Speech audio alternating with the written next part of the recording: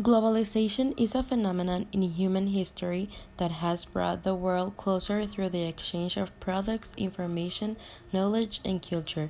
Recently, this global integration has speeded up dramatically because of the advances in technology, communication, science, transportation, and industry.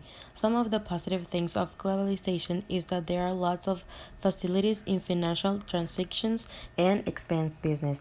It also have advances in international trade and financial flows. Globalization also has helped less developed countries deal with the increasing economic developed in the rest of the world. This has solved the poverty problems in these countries.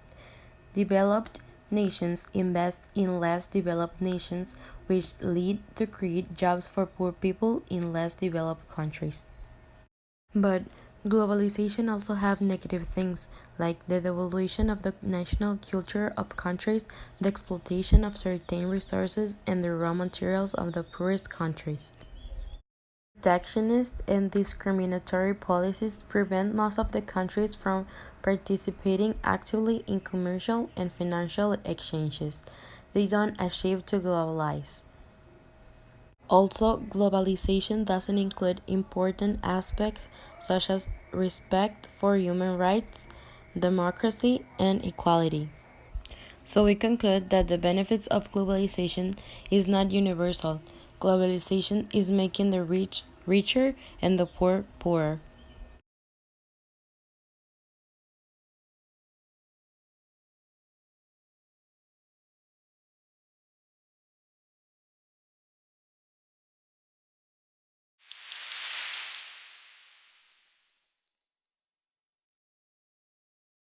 Trade involves the exchange of goods or services either for money or for some other thing. To avoid problems in the commerce, the World Trade Organization creates some rules. The WTO helps producers, importers, and exporters to carry out their activities without any conflict or problem that they may have.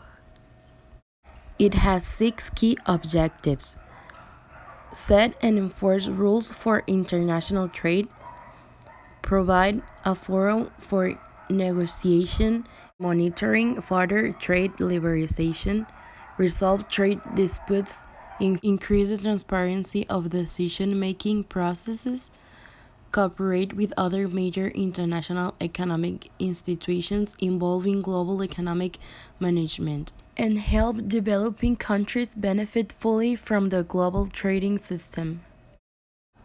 The World Trade Organization was signed by 124 nations on April 15 of 1994, replacing the General Agreement on Tariffs and Trade, which commenced in 1948. The GATT is the largest international economic organization in the world. So, in other words, the World Trade Organization is the only organization that is responsible for the rules that govern trade between countries.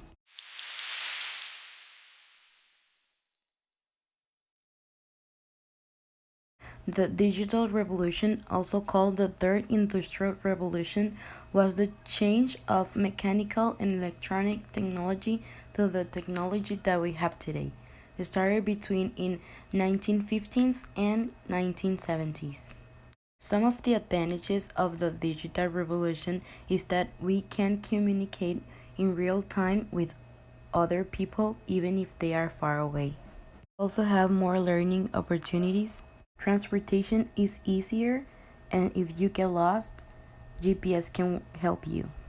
Now everything is easier and faster.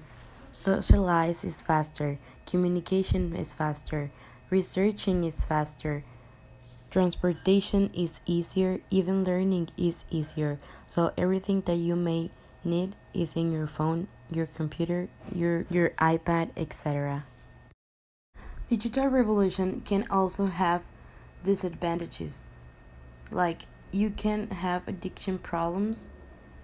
Um, Digital revolution also allows evil and criminals to enter easier to your life.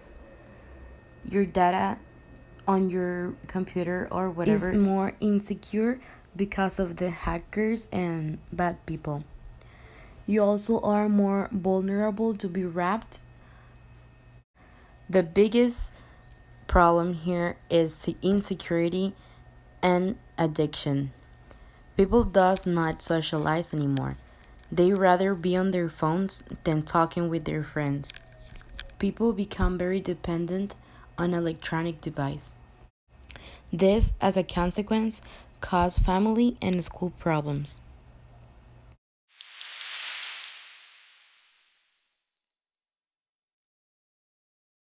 Terrorism is to terrorize a lot of people with intentional violence practiced by organizations, groups, or individuals. I think that terrorism benefits with technology because they have the tools to terrorize people, like with cyber attacks, and they also benefits with training, buying false documents, and getting crazy ideas from other people in internet. They also have a safer communication with each other. And I think that propaganda is probably the most common use of technology by terrorist organizations. Groups like ISIS, that their videos are very carefully prepared to terrorize people. Terrorism is aimed at the people watching, not at the actual victim. But technology also affect them because police have the same tools, so they can find and stop them easier than before.